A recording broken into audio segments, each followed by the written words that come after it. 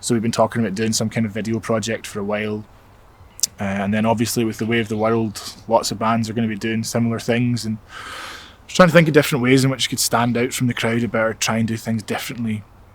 And I'd been giving it a lot of thought, and I was in my kitchen one night just making toast, and I had genuinely what I just assumed was this lightning bolt moment where I thought, what if it was like a visual record, like an album that you watched instead of listened to, and I could film loads of stuff and I could tell my story and provide context for the project, and people would be more invested in me afterwards, and maybe I'd get more press because it's so hard to get press, but I'm doing things differently. I was so excited, and I text Malcolm straight away.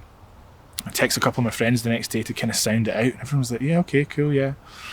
And then about 3 weeks before we were due to film it, I saw that Beyonce was releasing a visual record on Disney+. I was so gutted. I was like, what are the chances of that? I had this great idea and Beyonce's stolen it. She's going to beat me to the punch. I texted my friend. I was like, can you believe this? Beyonce's stolen my idea. And he said, yeah, well, to be fair, Stu, she did release Lemonade in 2016. And I was like, oh yeah, kind of forgot about that. It's not like she snuck it out, you know, it was a pretty significant moment for pop culture. She played songs from it at the Super Bowl. It wasn't a secret.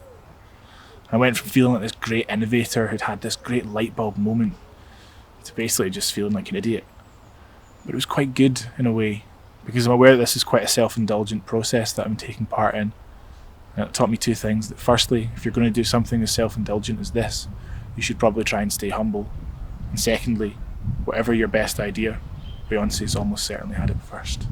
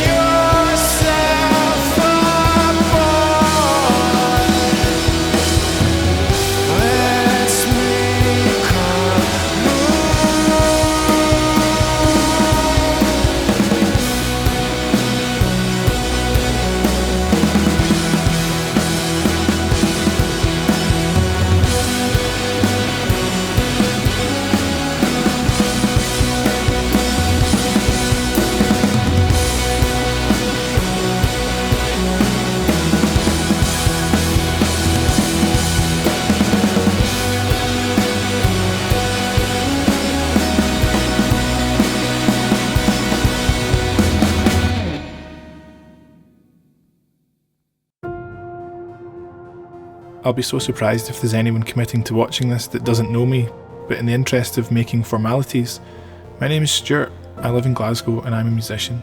I always felt like a wee bit of a fraud saying that, because in spite of playing in bands for over 10 years, I really am a bang average musician whose special move is staring blankly when someone asks me what key a song is in. A lifetime ago I played in an indie pop band called French Wives. If you're from Glasgow and if you set foot in the Captain's Rest between 2008 and 2013, then there's a chance you'll have heard of us.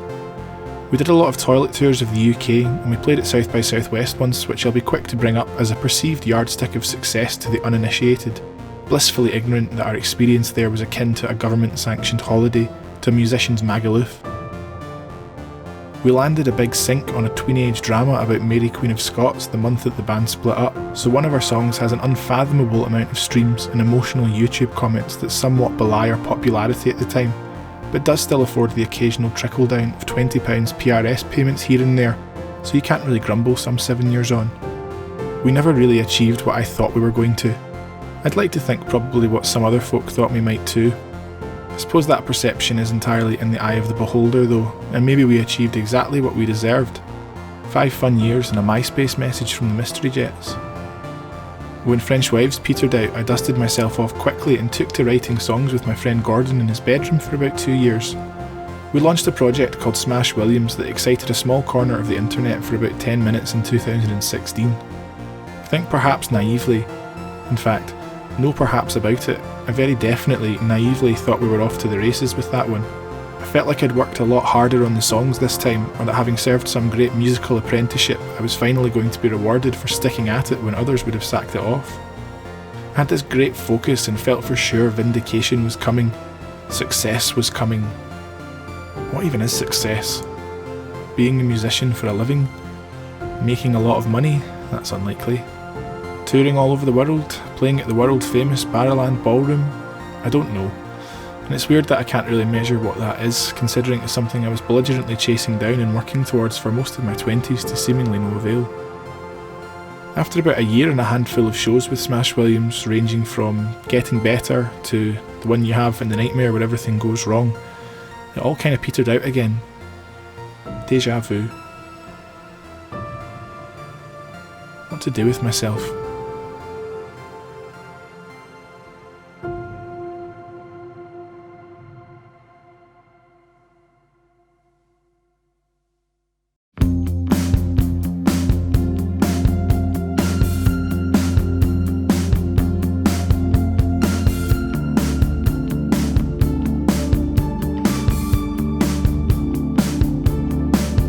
With the lights down low and the curtains closed, I reflect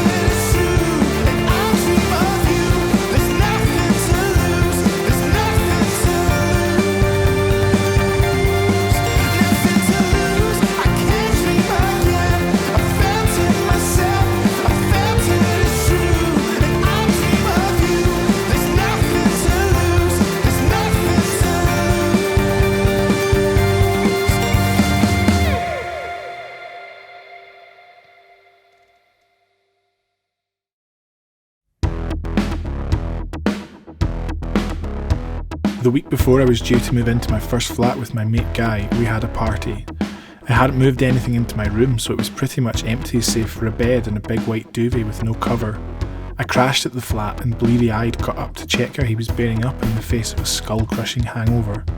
I wrapped myself head to toe in my big white duvet and staggered through to his room. Swimming through the stench of booze, I tried to summon him. Half asleep, and definitely still drunk, he said, so dramatically, "Have you come to vanquish me, Quilter?" The implication being, if memory serves, that I was some kind of super villain that had the power to control any and all duvet or duvet-esque materials. It became this very obscure, very niche joke between friends, and when I needed a niche, obscure moniker for a new music project, it felt appropriate, as what, after all, is a band name if not a niche and obscure moniker?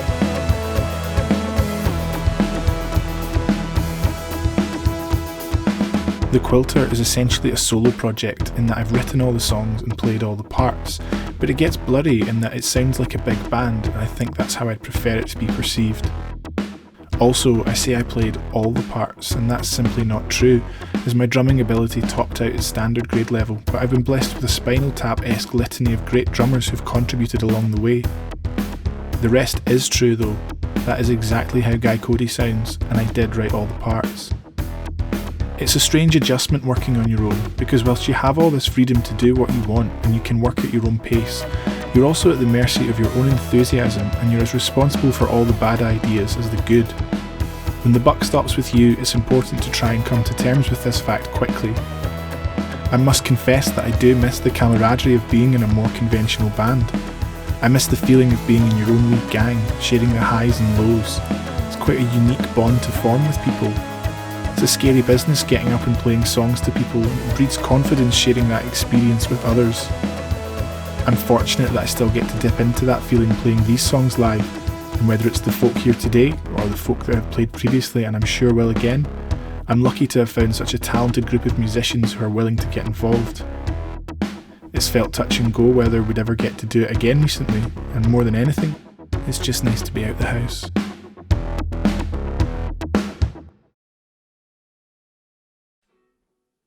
All your problems aren't my problems, but I break my back to solve them. Everything I said was true. Everything's fair as long as it's fairer for you. I am just like a moth. You are a nuclear bomb. Triggered and then I go off back to oblivion. In orbit of your future. Center of the universe to me.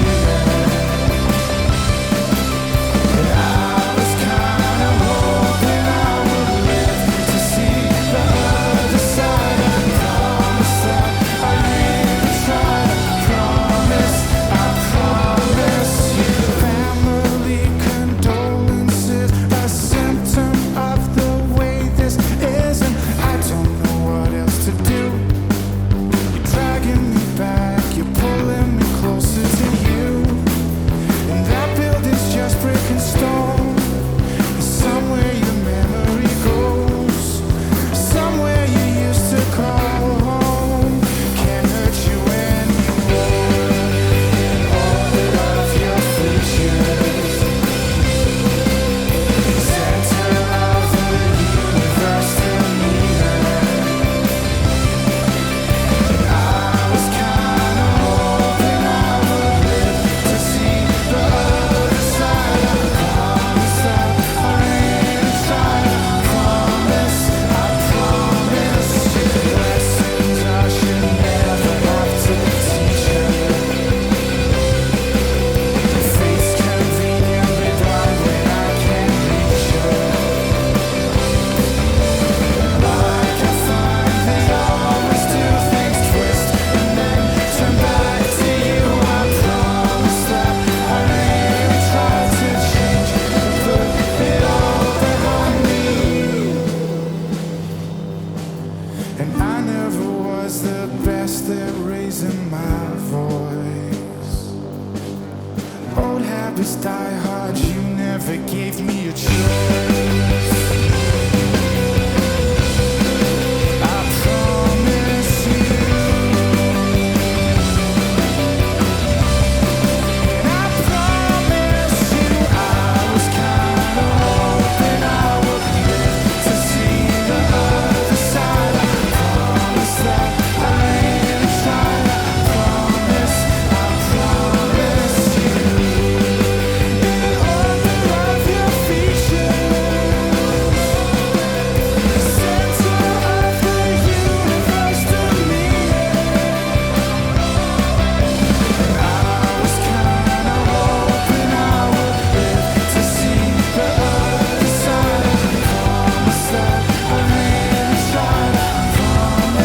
I promise you. Lessons I should never have to teach you. Face conveniently blind when I can't reach it. And like I find they always do, things twist and then turn back to you. I promise that I really try to change and put it all behind. I know it's not a groundbreaking statement to say that these are strange and unprecedented times we're living through, but you can't really escape that feeling. Everyone's plans have changed and we've all had to pivot.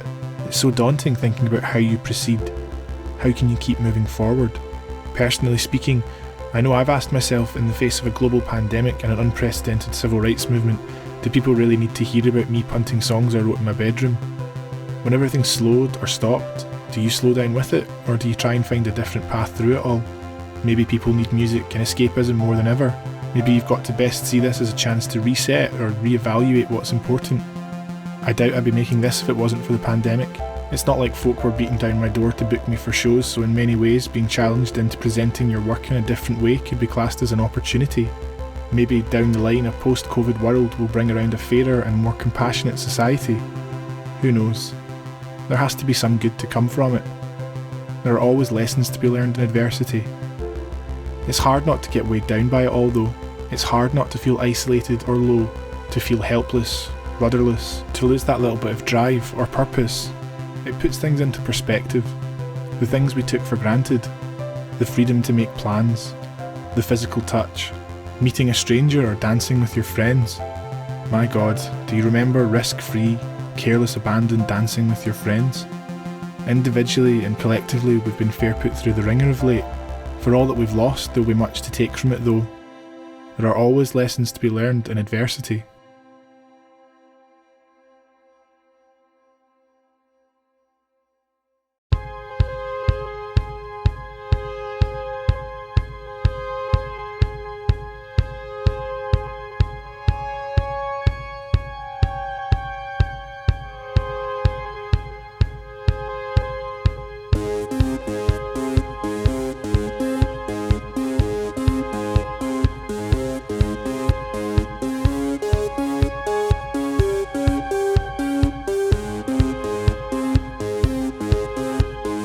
Up for days, the way you say it makes me feel my age.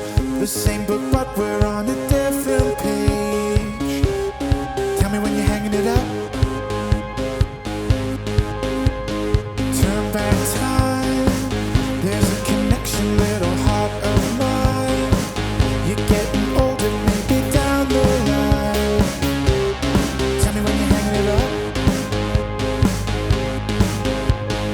I could stay here in my frozen state. Will it be worth the wait, or am I moving on?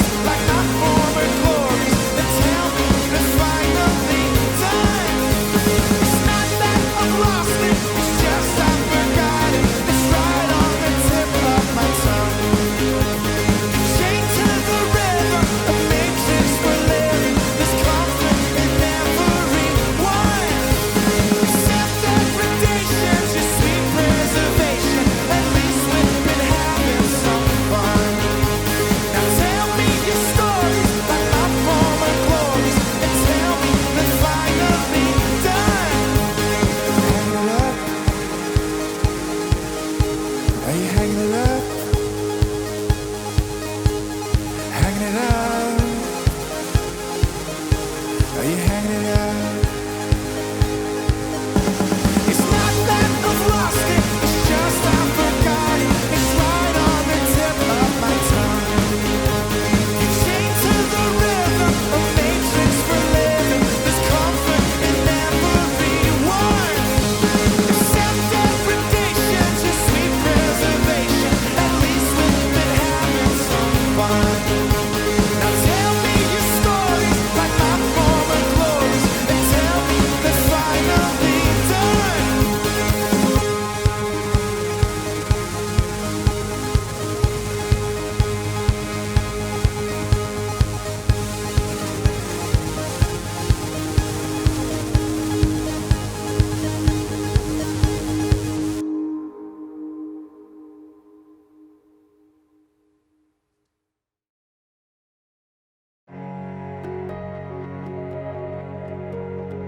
The Castlemilk Youth Complex is a really special place. It's actually hard to quantify all the good they do here and the extent to which they support and engage with kids in the local community. Young people here are treated with respect, involved in decision making and encouraged to participate in theatre, music, sports and a host of other activities. There's opportunities for them to make friends and have a safe environment to come and hang out. Everyone that works here is so friendly, and whilst I feel like I'm probably still selling short its importance to the area, from a personal perspective, it's always felt like an incredibly positive and welcoming environment to come and create in. They also do a cracking cheese and ham toastie in the cafe, which I'd highly recommend. Gal's studio is based in the complex.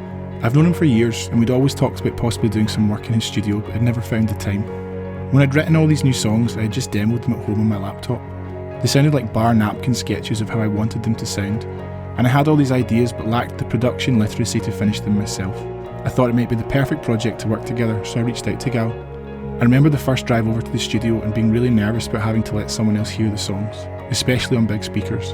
I was being preemptively self-deprecating to reassure Gal he shouldn't feel obliged to work on them if he thought they were rubbish. Ever the gentleman, he was repaying the favour and making it clear I also shouldn't feel compelled and could decline the offer to work in his state-of-the-art, bountifully overstocked synth heaven of a studio should it not meet my standards. Luckily for both of us, I think we only needed to get halfway through the first verse of the first song before we were both in agreement we'd be happy to work together. He's a very humble man and he'll probably be embarrassed with me stating his importance throughout this whole process, but I do feel like it wouldn't have been possible without his input. He's a great friend, one of the best people, and a legitimately world-class producer and engineer with such a great ear for detail. There's rarely been an instance where he's picked up on something or thought we should take a closer look at something that hasn't improved the end product in some way. Amongst those bar napkin demos was a song I hadn't planned on playing him, as I wasn't too sure of it. Buoyed by the positive reception the other songs had gotten, I let him hear it at the end, and sod's law, he said it was his favourite. It's quite metaphoric of our working relationship, and that nothing is a lost cause. And he can take something and invariably help make it the best that it can be.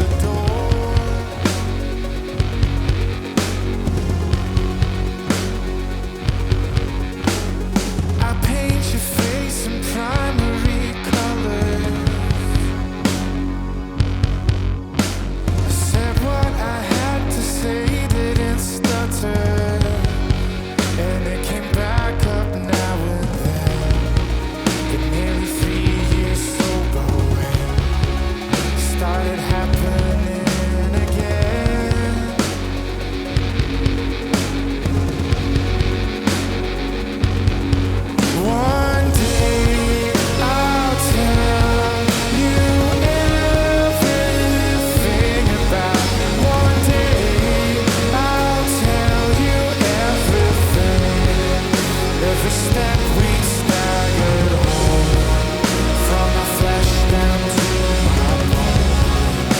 Would obliterate me,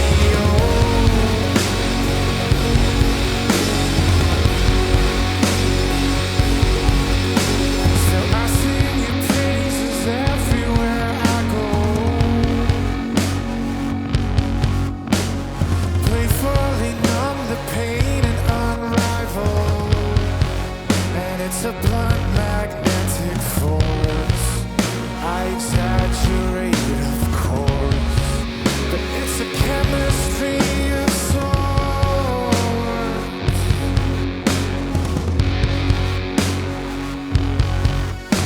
And I don't think I'd ever be bored looking at you, then looking some more. And I don't think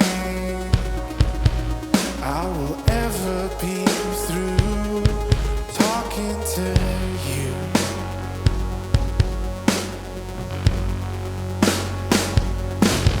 One day I'll tell you everything about. One day I'll tell you everything. Every step we staggered home, from my flesh down to my bone. You would obliterate me,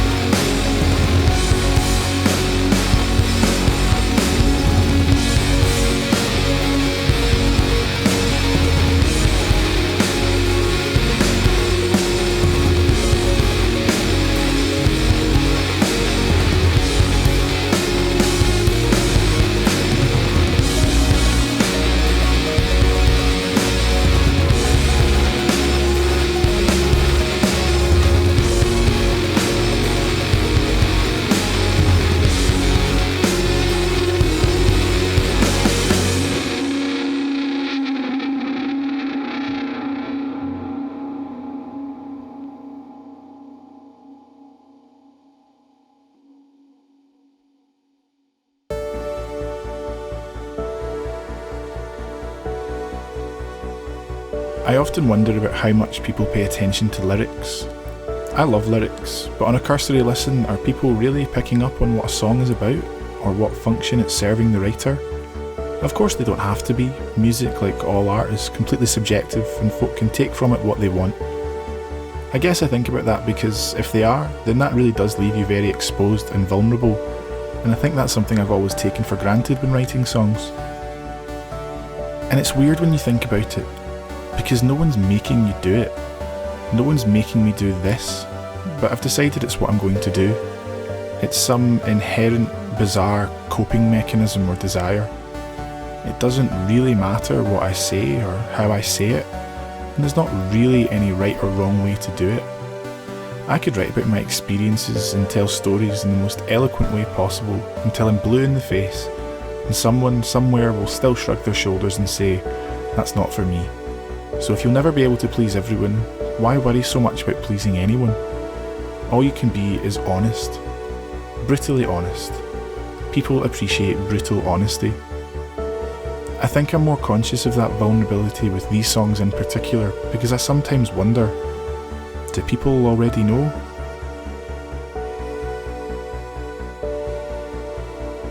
It's not healthy to wallow in hardships and adversities of the past, but if they have happened, then they do exist. In all shapes and sizes, in all scales and measurements. It's both unique and universal. You can choose to live in them, or you can choose to learn from them. Sometimes they can prove to be an unlikely catalyst. If not for you, then maybe for someone else. Often they are a part of the story, but sometimes they are the story.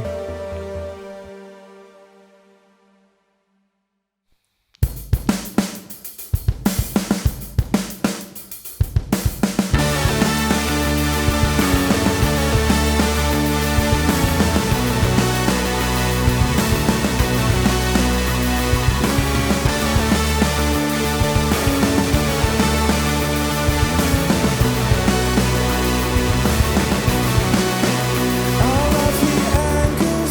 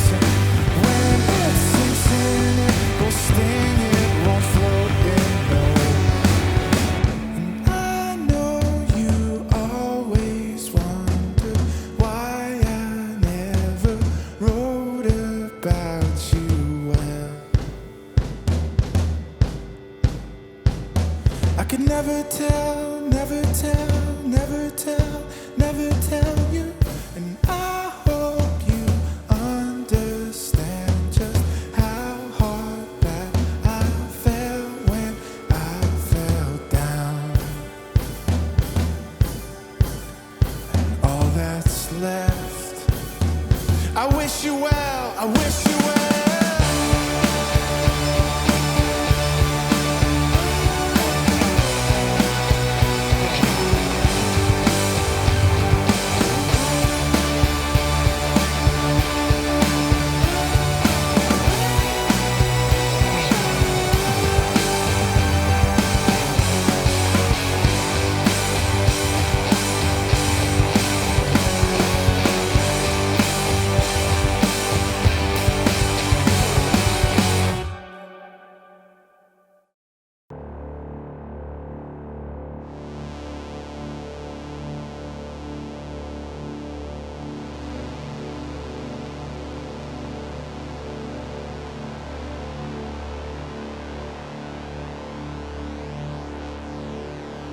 It's difficult to talk about, and it's probably uncomfortable to listen to, but I feel unburdened by the exploration and this catharsis and sharing. I try to be open about it in the hope that others can be open about it too. I'm very aware that I'm not alone in having felt this way, and I don't feel weak, I don't feel ashamed, and I don't feel any less for having endured something like this.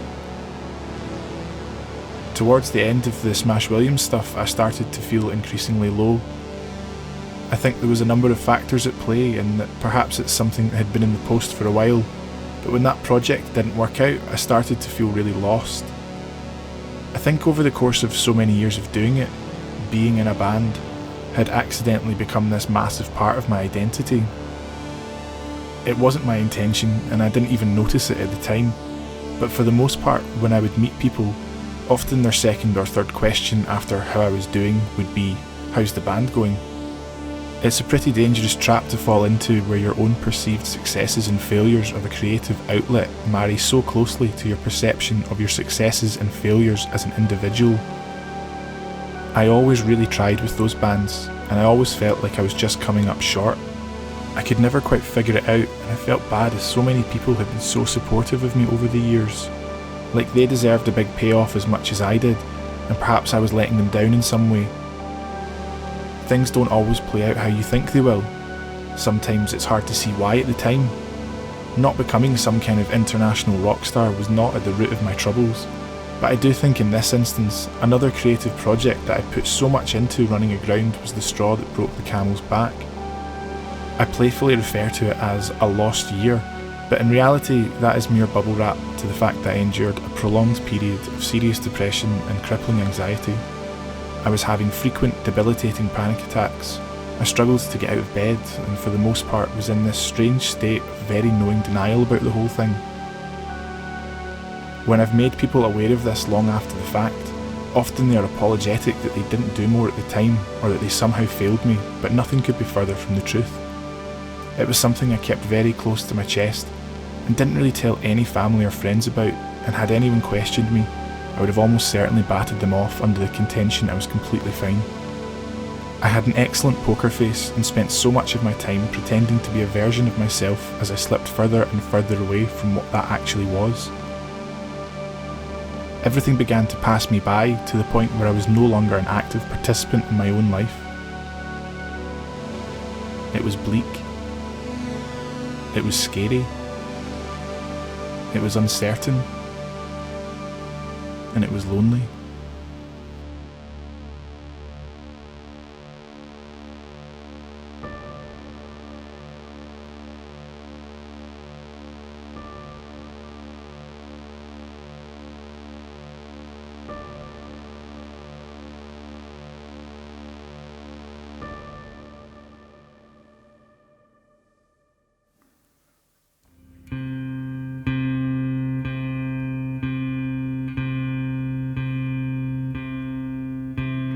There's no peace for me. I will live in a state of nostalgic purgatory.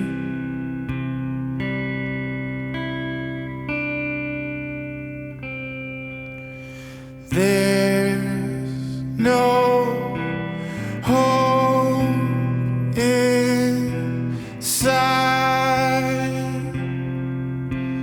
Life was so easy, Now I'm just staying alive.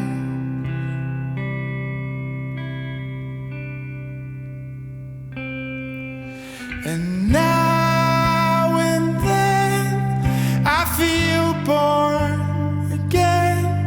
Every day is a day I'll try.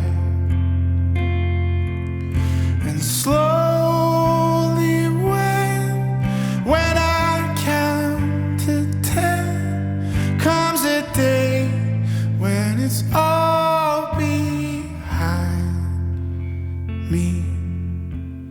How's your summer been? I swam island to island, something still eats at me.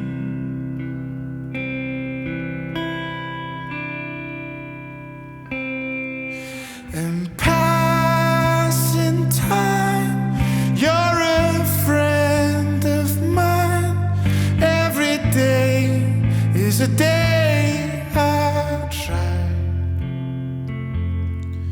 And I can dream of a closing screen and a day when it's all behind me.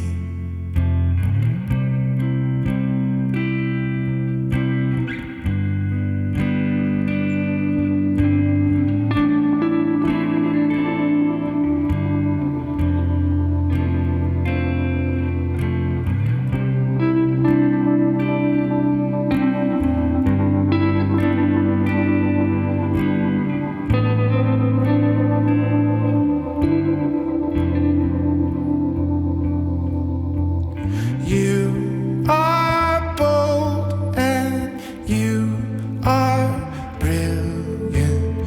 Hurts forever, thanks a million.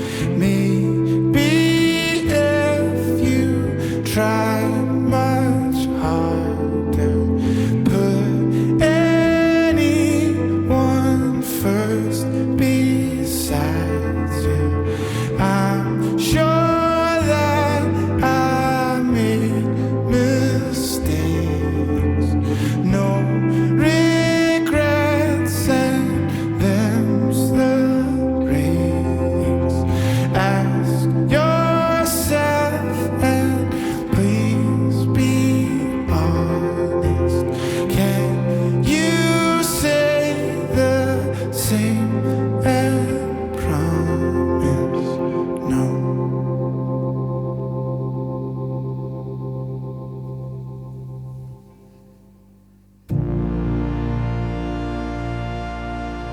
It feels a bit like being stuck in slow motion. Like you're sinking in quicksand, but you don't really have the energy to struggle against it. There was a lot of staring at walls, staring at ceilings, standing in showers, quietly drifting off. I essentially gave up on the idea of making music. I bought everything you would ever need to make music and start again if I wanted to, but I'd checked out.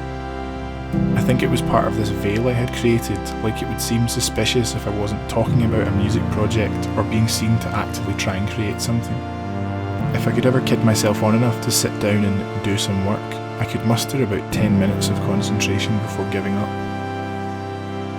I was in what I'll respectfully describe with hindsight as an unhealthy relationship at the time, which didn't help matters, and whilst its last few months played out like a funeral procession, I really felt like I was losing all of these constants in my life.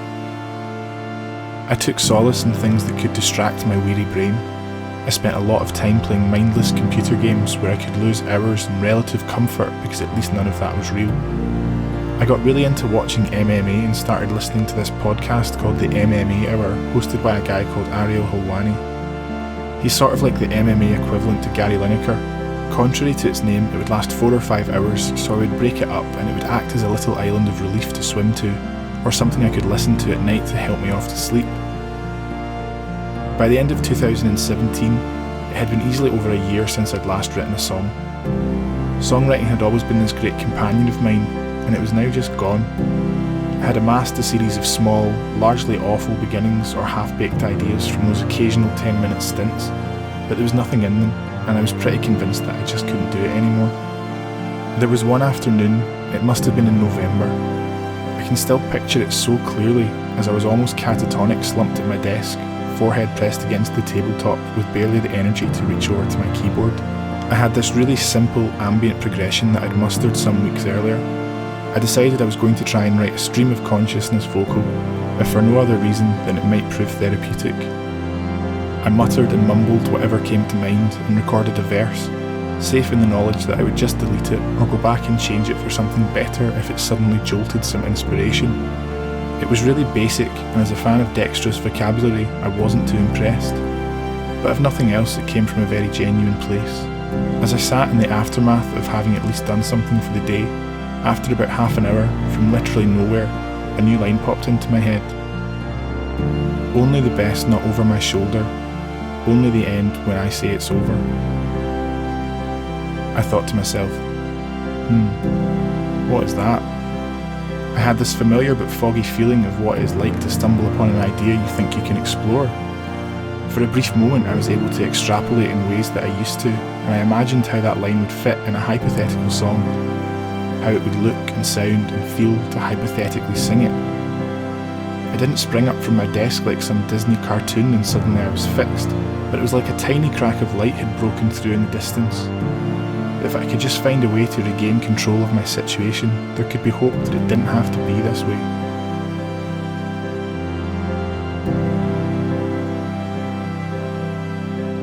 I never did go back and change the words in that verse.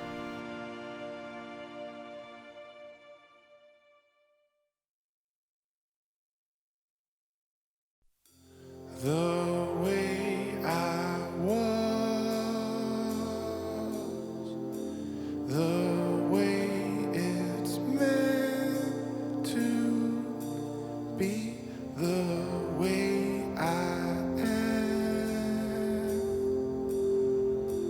the way that's meant for me, I suppose that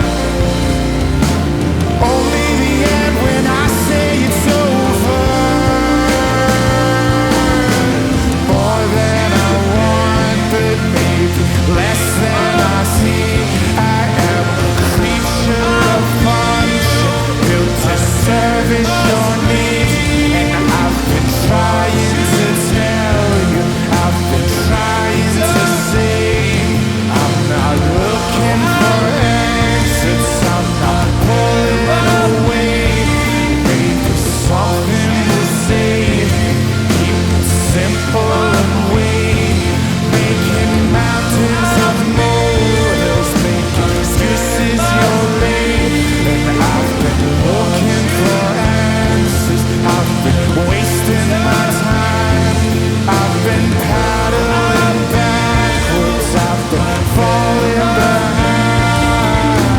Only the best not over my shoulder. Only the end when I say it's over. What do you think of me and how I feel? Our chemistry.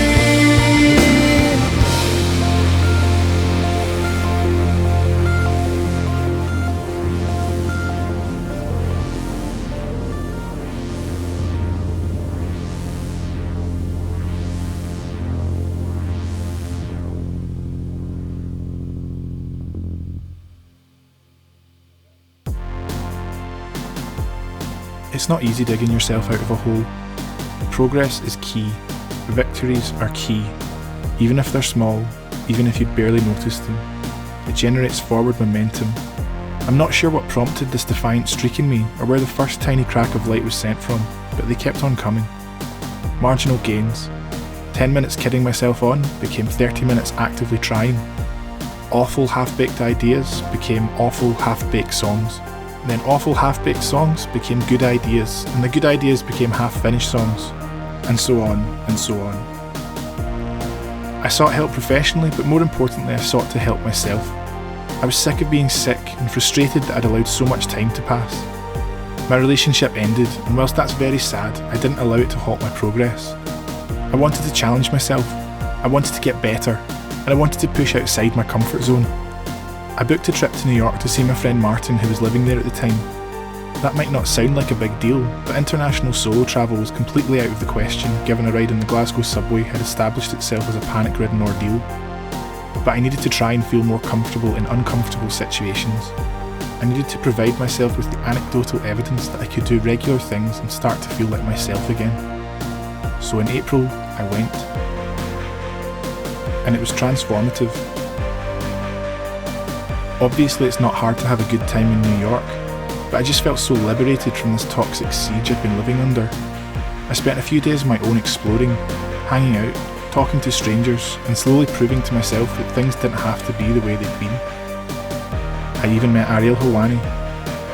He was covering a public press conference for an event happening in Brooklyn, so I went along. It's quite embarrassing, but I waited outside and got a photo with him. It's not something I'd ordinarily do, and I feel I should assure him more than anyone else that I'm not some crazed superfan. I just wanted to shake his hand as a sort of thanks. He'd been an unlikely source of support for me, and it was a nice way to prove to myself that the world was a lot smaller than I'd made it out in my head for so long. I liked the symbolism of it all.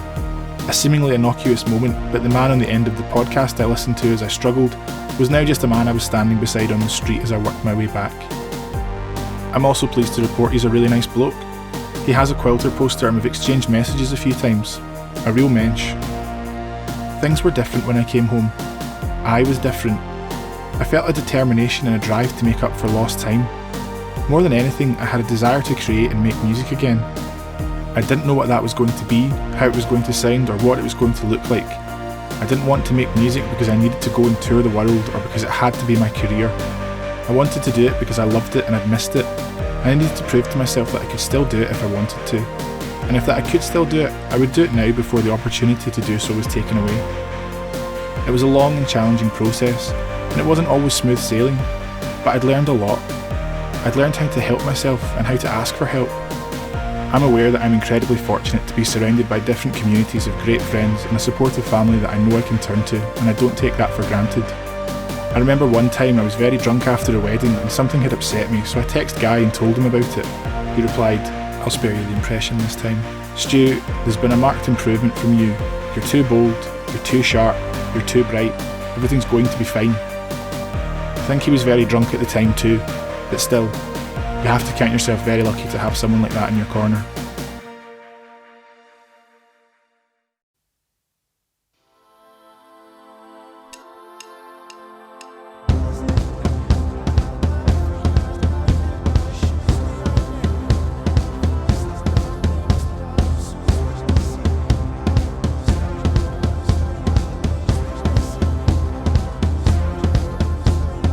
I've reached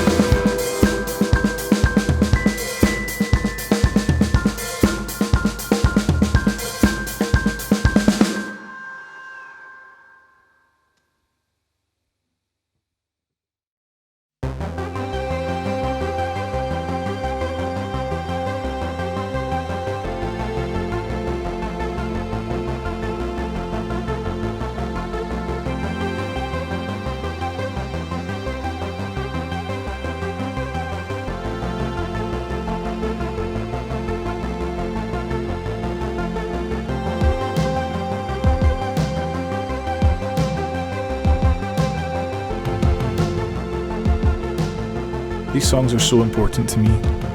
I love them so much, and I'm completely aware that that doesn't entitle me to have everyone else love them too. But there was a time when they felt impossible. The fact that they even exist from where I was that day with my head pressed against the table is wild to me. I proved to myself that if I want to, I can still enjoy making music, and whether that's for 10 people to hear or 10,000, ultimately I'm doing it for myself. The songs are more than an exploration of a dark time. They're a roadmap for me, a memento of how it was, and a tool I can use should I ever need a tangible reminder to not allow myself to fall so far.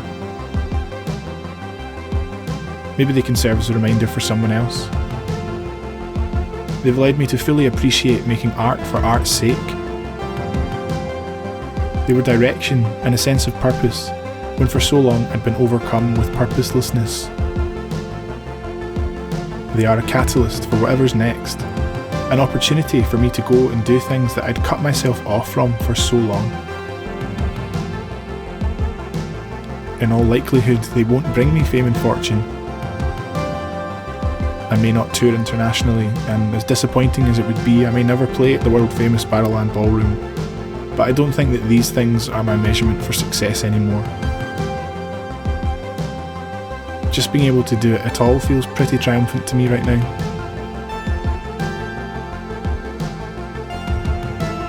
It probably sounds obvious, but I think that aiming to be content and enjoy the process more is where real success lies.